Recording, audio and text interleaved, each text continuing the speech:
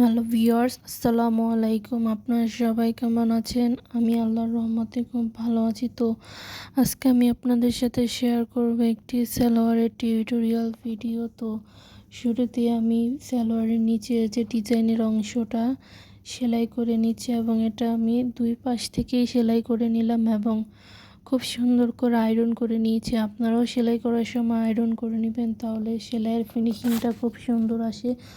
তো আমি কিভাবে কি করছি, যারা দর্জি কাজ জানে এবং বোঝে তারা প্রথম দেখাতেই বুঝে যাবে।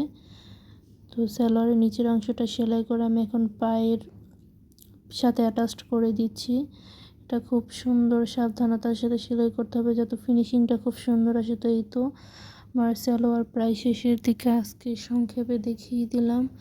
ভালো লাগলে একটি লাইক করবেন, চ্যানেলটি সাবস্ক্রাইব করবেন, শেয়ার করবেন। তো আমার সালোয়ার বানানো শেষ। তো এই তো ফাইনাল লুক কেমন হয়েছে কমেন্টে জানিয়ে যাবেন।